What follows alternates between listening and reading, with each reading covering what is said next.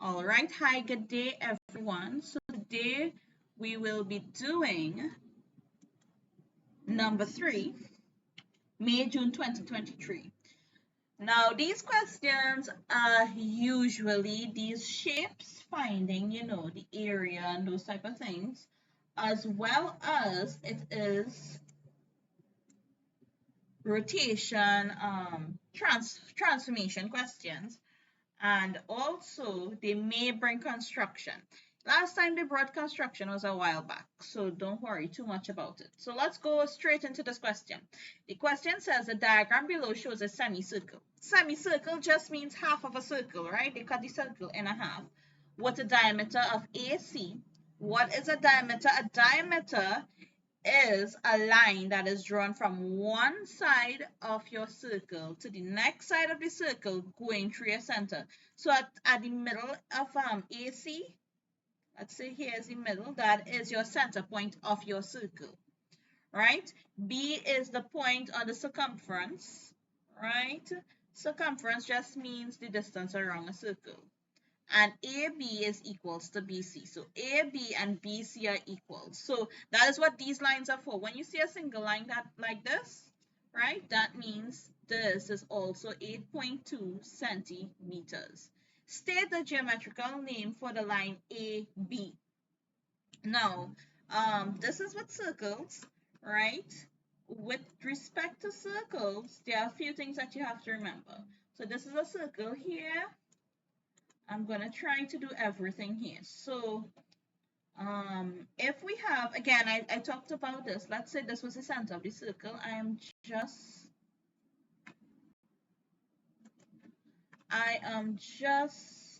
right in the center here.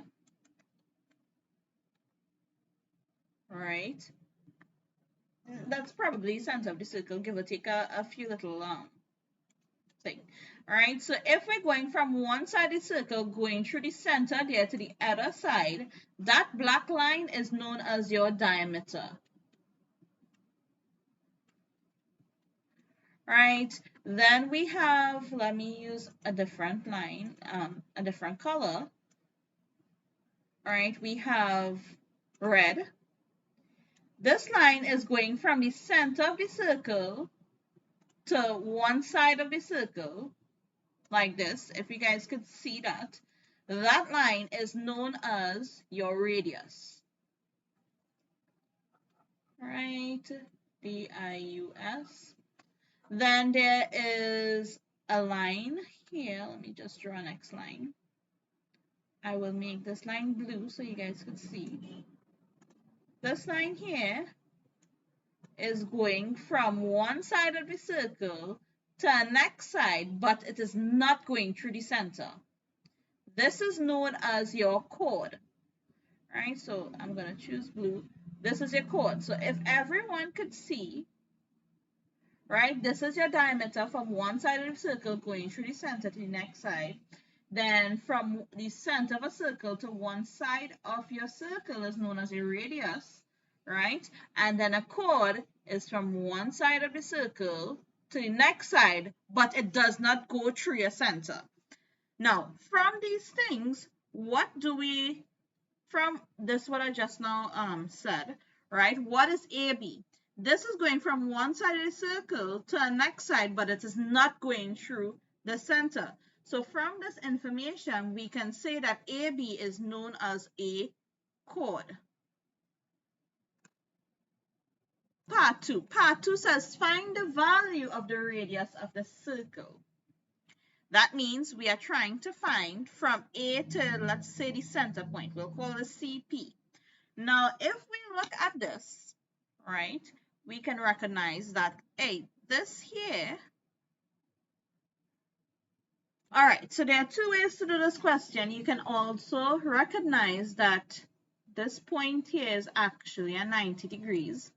And anything we know about a right angle triangle, that's a 90 degrees triangle, is the opposite side of our right angle triangles, also known as our hypotenuse.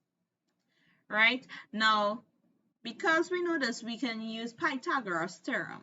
Pythagoras theorem states that a squared plus b squared is equals to c squared, where c is equal to your hypotenuse, right? And a and b are the other sides.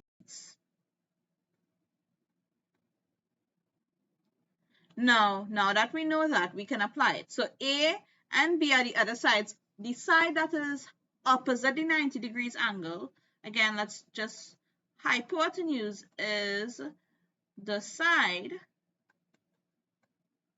opposite the 90 degrees angle. Right, so that is why AC is our hypotenuse. Okay, again, you just need to recognize that at B, that is a 90 degrees angle. Right, once we know this, AC is actually our diameter. So we're finding the diameter first, and then we know that from above here, we can see that a half of your diameter is also known as your radius, right? So once we find the hypotenuse using this Pythagoras theorem, we can just say a half of that is equal to the radius. So let me just put this. So we don't know what is the hypotenuse, which is c. So c squared is equal to a squared plus b squared. So we know a and b are the other side, so we're going to say c squared is equal to 8.2 squared plus 8.2 squared, right? And we want to make c the subject of our formula, so you're going to carry across the squared over the equal sign. Now, anytime you carry anything over the equal sign, it is the opposite. The opposite of squared is actually square root. So c is our square root of 8.2 squared plus 8.2 squared, close bracket. The reason I put this in brackets is this is exactly how you're going to put it in your calculator. You're going to press second function, the square root sign, open bracket, 8.2 squared plus 8.2 squared, close bracket. You press equal, and you're going to get an answer of C is equal to 11.5965521. Right? Again, that is your hypotenuse. Right? So we want to find out your hypotenuse is also known as our diameter, but we want to find out your radius. So my radius is going to be a half of C. Right? What is a half of C? We already found out C to be this. So you multiply this value, multiply by half, multiply by 1 over 2, and you are going to get an answer of 5.798275.606. When you have questions like this, or they put the 3 significant figures, okay? Right, so it's 1, 2, 3, or even 2 decimal points. I would say 2 decimal points. So that means 2 decimal places means 2 digits after a decimal point. 1, 2, you draw a line after that, after the 2 decimal places. You look to see if the number after the line is 5 or more. Obviously, 8 is more than 5, so you have to add 1 to this 9. When you add 1 to this 9, it becomes 10. We don't want 10 there, so you can actually think about it as you adding 1 to the 79. That would be 5.80 to 2 decimal places. And everything here is in centimeters. So the answer for this would be 5.80 centimeters, right? And that is how you would get this answer here. Now, this is one way to do it. There's another way that we're going to do it just. So if we're doing this is one way. The second way, if you did not know, well, if you cannot recognize that, hey, I'm not seeing that's a 90 degrees, let's delete that, right? What we could have done is, again, we know the radius is the center here, right? So we are going to draw a line from the center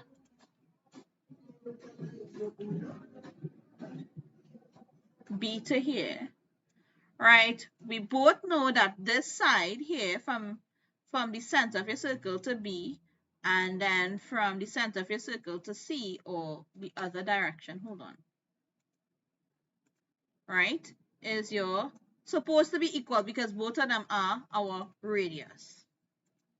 So we see that from the center of the circle to C is your radius, and then the center of the circle to B is also a radius. So we can call it R. So this is R and this is R. They're supposed to be equal because they are both your radius, right? We can clearly see a 90 degrees triangle here. That is a triangle that meets at 90 degrees, right? And again, BC now becomes our hypotenuse because it is the side that is opposite this 90 degrees. So we're still using Pythagoras theorem and we're still recognizing, it's just we did not recognize that 90 degrees angle on top here.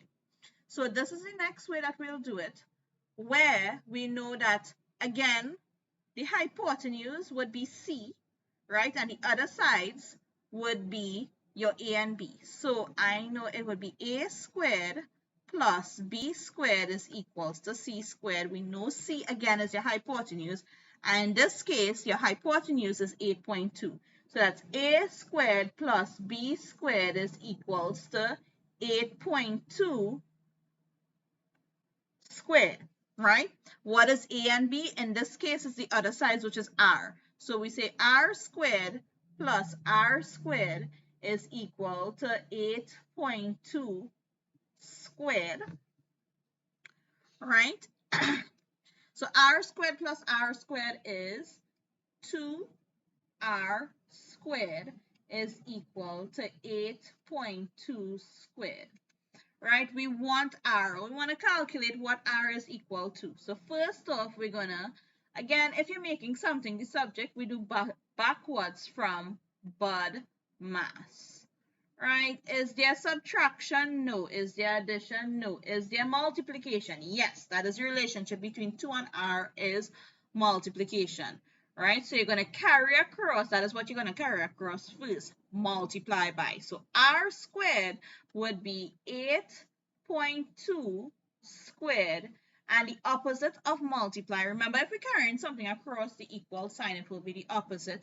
The opposite of multiply by 2 is divide by 2. So this is going to be divide by 2, right? And then, right, we finish with multiplication. Is there division? No. O stands for power of. There is a power of, which is this squared. So we're going to carry across square, and the opposite of squared is, again, same thing like what we did here, is square root. So R is equal to the square root of, open bracket, 8.2 squared divided by 2, close bracket. Right? And this is what you're going to put in your calculator.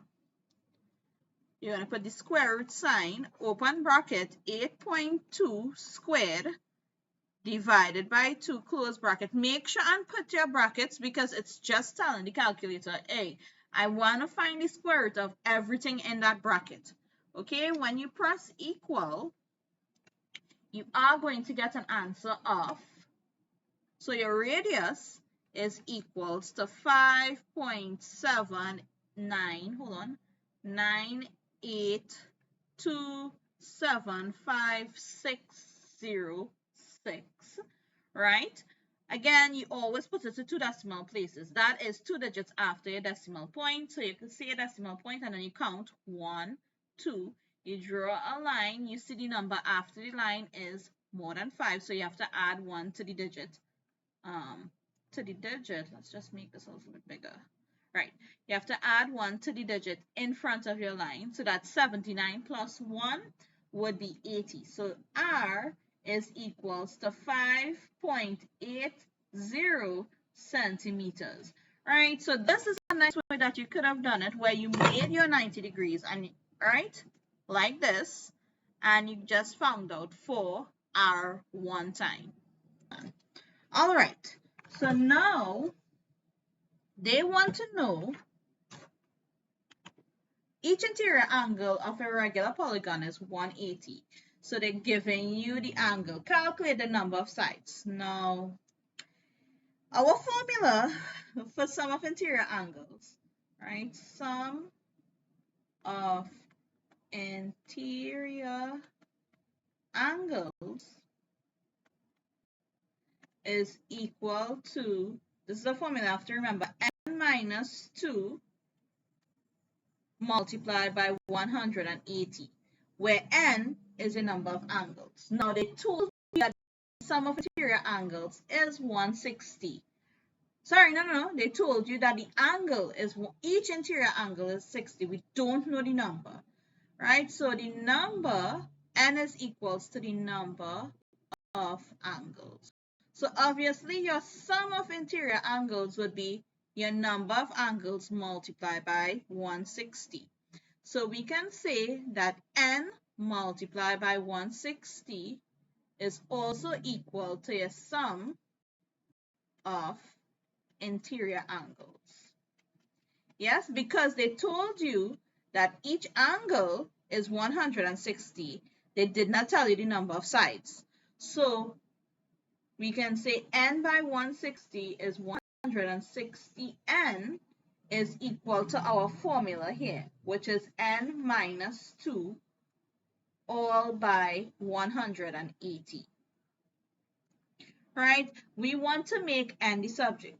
Basically, we're trying to solve for n. So when you have brackets here and you have a number outside like this, right? You are trying to find, this is distributive law. Distributive law states that you multiply the number outside by each term in our bracket. So 180 by n, that's 160n, is equals to 180 by n is 180n. And then 180 multiplied by 2, we have a subtraction. So that's subtract 360. Now from this, we can make n the subject, right? We are going to carry across 180n over the equal sign. Again, we want n by itself, right? So that's why we're carrying all the n's on one side and leaving the next numbers on the next side. So it's going to be, if you carry across 180n over the equal sign, well, plus, because although we're not seeing it, there's a plus sign in front of it. It's going to be, what is the opposite of plus? Minus. So it's going to be minus 180n, right, is equal to minus 360. Right? Okay. So then we make n the subject of the formula. That's 160. Now just think about n like as a unit, like centimeters. For now, right? 160n minus 180n. You can do this in your calculator. This is minus 120n is equal to minus 360. Now we want always the unknown. We always want the unknown to be positive. So there are two ways you can do this. You can say 120n is equal to minus 360. You carry across negative 120n, so that would be 0 is equals to minus 360 plus 20n. And then you carry across minus 360, so that's positive 360 is equal to 20n, which is the same thing as saying 20n is equals to 360. And then you carry across, multiply by 20. So n would be 360 divided by 20, because the relationship between 20 and n is multiplication, okay? So if you're carrying across multiply by 20, the opposite of multiply by 20 is divide by 20. All right, so you're going to get 360 divided by 20 is equal to, sorry, I put 260. 360 divided by 20 is 18. Right, so it would be 18. So the number of angles is equal to 18. This is the first way. The next way is that you see both sides, you see that n is negative. You multiply the entire thing by -1. A negative and a negative is a positive, right? So it would turn to positive 20n is equal to positive 360. Again, you're multiplying this entire thing by -1, and you come back right here where n would be 360 divided by 20, which is equal to 18. So the number of angles is equal to 18. And next way that you could have done this is, if you remember,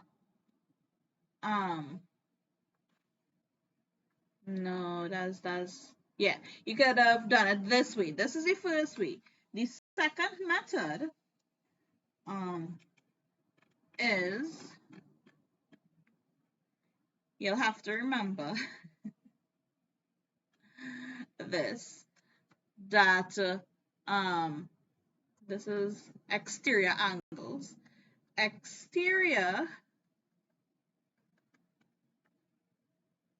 angle is equal to 180. It's a straight line, right? Minus, what is the angle? 160 that they gave us, which is equals to 20 degrees.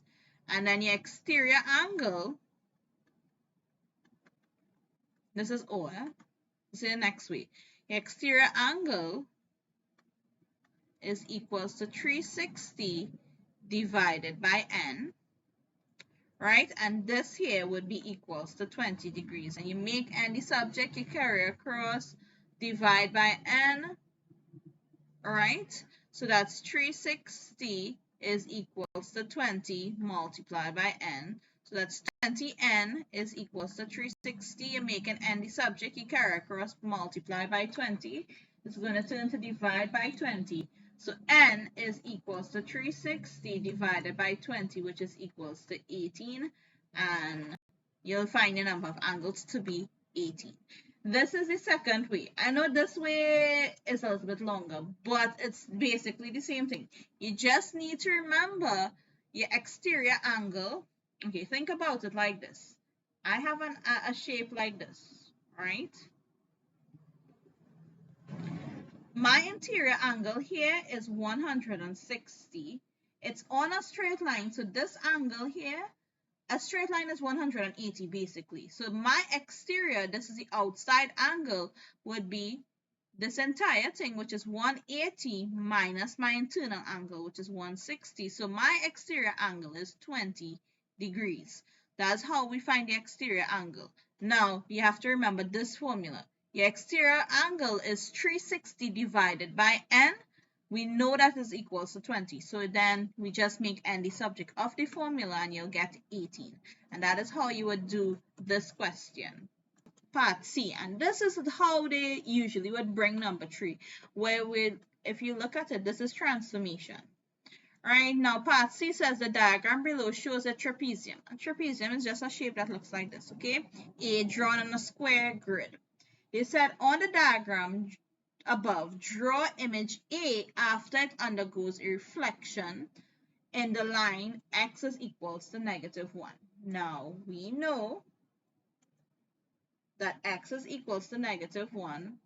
We're looking for where x is equals to -1, that's here. So it's going to be a line, this line right here. That is called our mirror line, right? Yeah?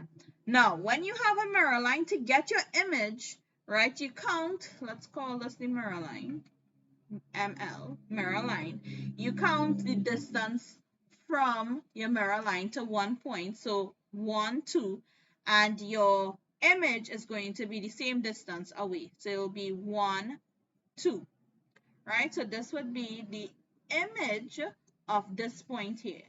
And then you do the same thing. This is 1, 2, 3. So it'll be 1, 2, 3. Wait. 1, 2, 3. Hold on. 1, 2, 3. 1, 2, 3. 1, 2.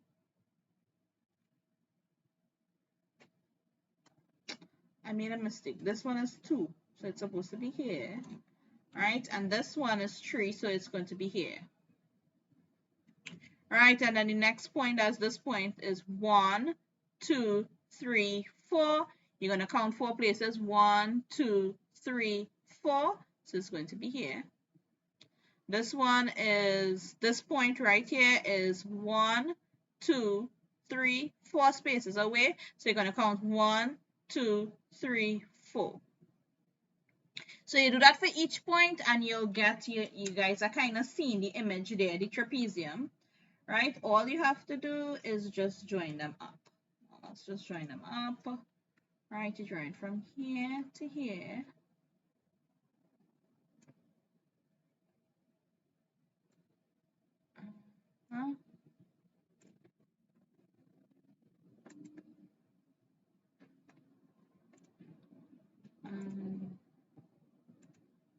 Draw next one from here to here. Now, obviously, guys, you know, I'm doing this on the computer, so it's going to take a little bit of time, right? So, but if you have it, well, if you have this in front of you, it's going to be very easy. All right, let me just go from here to here. So this here would be your image, right? And let's call that A1. They told you to label it A1. So this here is A1. Now, in your translation, they say a translation with a vector 4 and minus 7 and label that image A. Now, what you have to note, when they give you this vector here, 4 and minus 7, right? The value on top is your displacement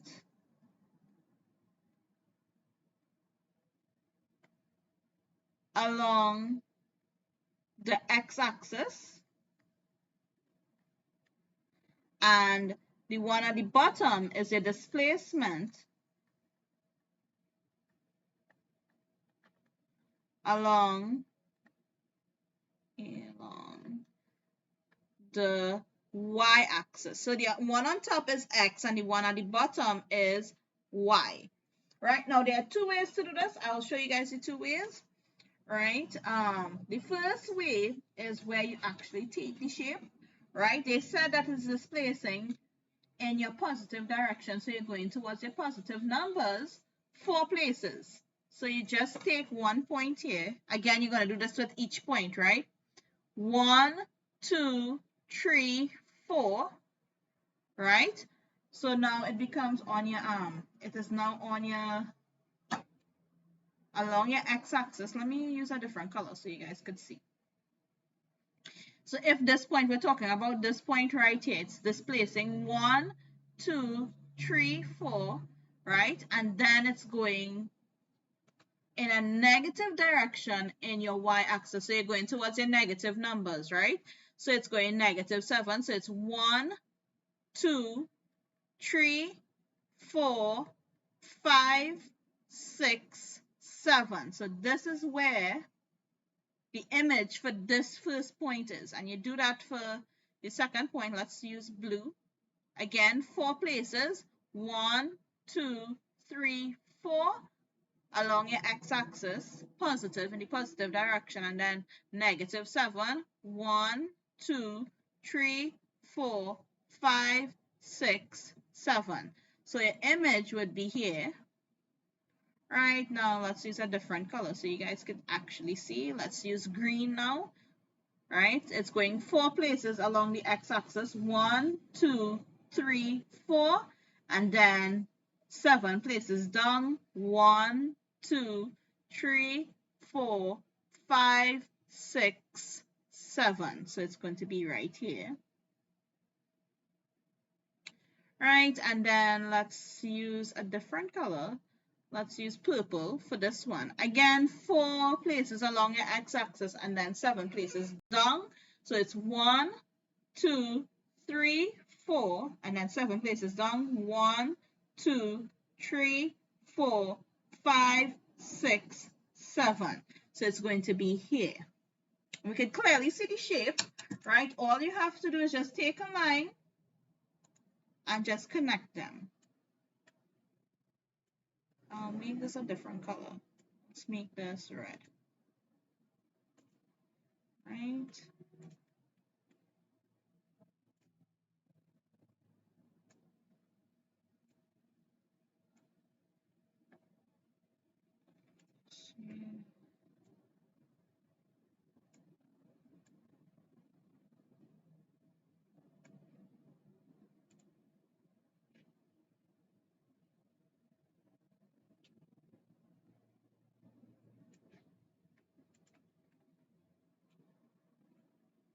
right? And this here that is in red would be your second image, right? Image A with the little 2 thing here, right? And that is how you would do this. Is the first method of doing it. You actually displace each point, and you go along your x-axis and your y-axis. They will tell you how much it displaces. Again, you went towards your positive numbers 4 places. That is towards, if you look at your I call it the number line, but if you look at your x-axis, you see the positive numbers is on your right hand side and your negative numbers along the y-axis is downwards, right? So that is why it was moved in that direction. Now, a next way to do this, right, is you get the coordinates for each point here. So we know, let's do the purple one first, right? This coordinate here is always x and y, right? Your x value first and then your y value. If you look at your x value, it's -5, right? And your y value is 2, right? The green one, actually I'll do the red because I have red already.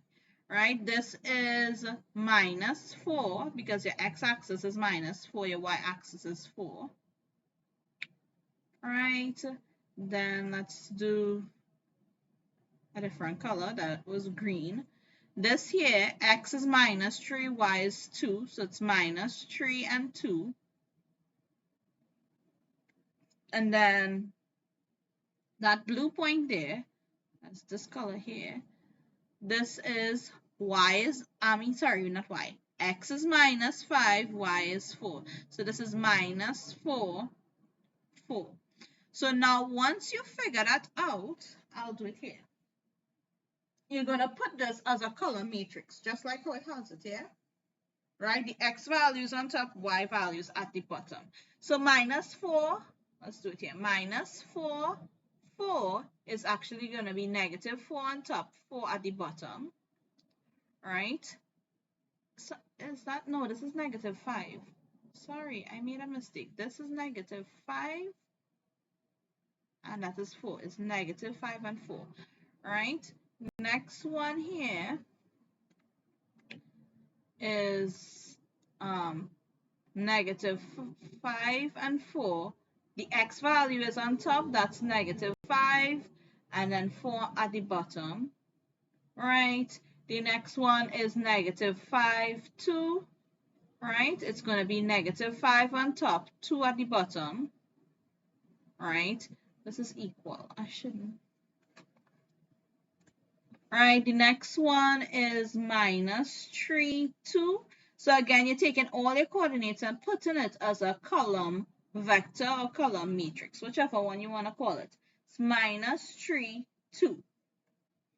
Then you're going to add the translation to them. So the translation they told you is 4, 7. So you're going to add 4 - 7 to each coordinate, +4 - 7, +4 - 7, +4 - 7. Right? -4 + 4 is equals to 0. 4 + -7 is -3. So the coordinate for -4 is now going to be 0, -3. That is the image after the translation. This here is your image. Right? So that would be, we're looking for 0, -3. That was this coordinate here. Along your x-axis, along your y-axis, x is equals to 0, and you have -3. That's the red coordinate, right? Then we're looking for this one. -5 + 4 is -1. You can do this on your calculator if you're not if to make sure. Then 4 + -7 is -3. So this here, remember it's the x value on top, y value at the bottom is -1, -3. So you're going to plot that coordinate. -1 is your x, -3. That's the blue one right here. Then you look at this. -5 + 4 is -1. 2 + -5 is -7. Is -5. Right? So the coordinate here would be -1, -5. right? You look for that coordinate, -1, -5. That's the purple one right here. And then the green one would be -3 plus 4 is equals to 1. And 2 plus -5 is, 2 plus -7 is -5. So you're plotting the point 1 minus 5. So that is this green coordinate right here, which is x is 1, y is -5. So this is a next way that you can do it. If you don't want to move it along the graph, you can do it like this, where you take each coordinate from your image, no, from your object, right? You add it to the translation, and that would give you your image. And you just plot those points that you get for your image, and you would get your second image in this question. And that would be the end of how you will do May, June 2023.